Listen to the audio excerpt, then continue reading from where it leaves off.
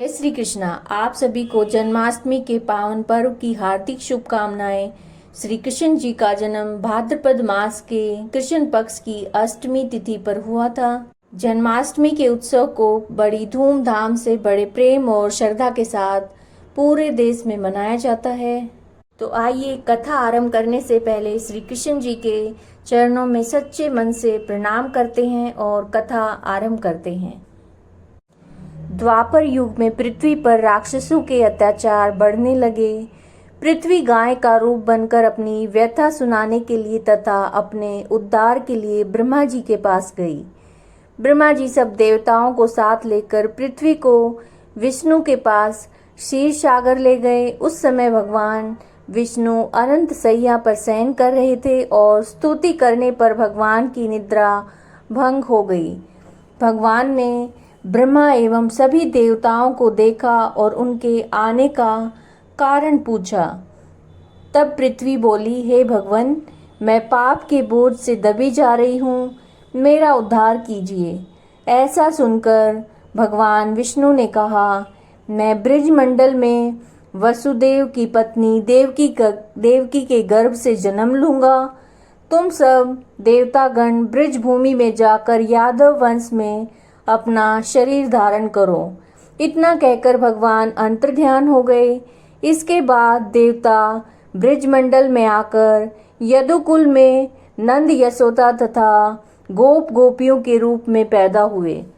द्वापर युग के अंत में मथुरा में उग्रसेन राजा राज करते थे।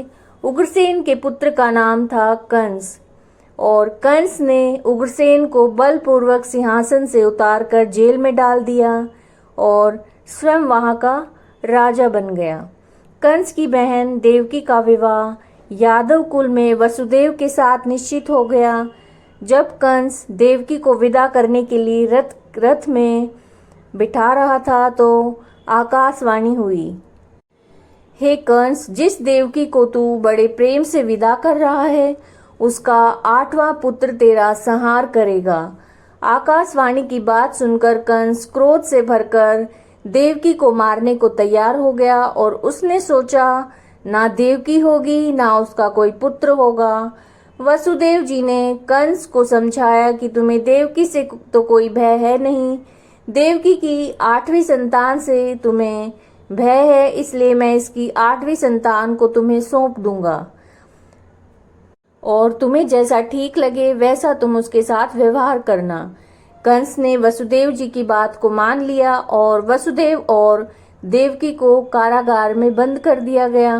तत्काल नारद जी वहां पर पहुंचे और कंस से उन्होंने कहा कि ये कैसे पता चलेगा कि 8वां गर्भ कौन सा है, गिनती आरंभ से होगी या अंतिम गर्भ कहाँ से शुरू होगी। कंस ने नारद जी के परामर्श पर देवकी के गर्भ से उत्पन्न होने वाले सभी बालकों को मारने का निश्चय कर लिया। इस प्रकार एक एक करके कंस ने देवकी के 7 बालकों को निर्दयता पूर्वक मार डाला। भाद्रपद मास के कृष्ण पक्ष की अष्टमी को रोहिणी नक्षत्र में श्री कृष्ण जी का जन्म हुआ और जन्म लेते ही जेल की कोठरी में प्रकाश फैल गया। वसुदेव देवकी के सामने शंख चक्र गदा और पद्यधारी चतुर्भुज भगवान ने अपना रूप प्रकट करके कहा, अब मैं बालक का रूप धारण करता हूँ, तुम मुझे तत्काल गोकुल के नंद के यहाँ पहुँचा दो। उनकी भी अभी अभी एक कन्या ने वहाँ पर एक जन्म लिया है और उस कन्या को लाकर कंस को सौंप दो। उसी क्षण वसुदेव की हथकड़ियाँ खुल गई और जो कारागार है उसके दरवाजे भी खुल गए। पहरेदार सो गए। वासुदेव कृष्ण जी को सूप में रखकर गोकुल की तरफ चल दिए। रास्ते में यमुना श्री कृष्ण जी के चरणों को स्पर्श करने के लिए बढ़ने लगी और भगवान ने अपने पैर लटका दिए। चरण छूने के बाद यमुना घट गई। वसुदेव यमुना पार करके गोकुल में नंद के यहाँ गए। बालक कृष्ण को यशोदा जी की बगल में सुलाकर कन्या को लेकर वापस कंस के कारागार में आ गए। जेल के दरवाजे पहले की तरह बंद हो गए। वसुदेव जी के हाथों में हथकड़ियां पड़ गई। पहरेदार जाग गए। कन्या के रोने पर कंस को खबर दी गई।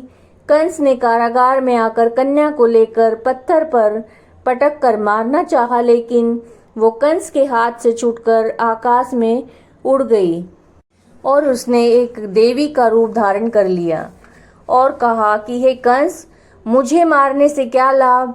तेरा शत्रु, तुझे मारने वाला, गोकुल में पहले ही पहुंच चुका है। ऐसा दृश्य देखकर कंस हैरान हो गया और व्याकुल हो गया। कंस ने श्री कृष्ण को मारने के लिए अनेक दैत्य भेजे। श्री कृष्ण ने अपनी अलौकिक माया से सभी दैत्यों को मार डाला। बड़े होने पर कंस को मारकर उग्रसेन को राजगद्दी पर बिठाया गया। तो ये आप श्री कृष्ण जन्माष्टमी व्रत की कथा सुन रहे थे। अगर कथा अच्छी लगी है तो लाइक करिएगा और कमेंट में जय श्री कृष्णा जरूर लिखिएगा। और चैनल को अगर सब्सक्राइब नहीं किया है तो सब्सक्राइब कीजिएगा। जय श्री कृष्णा।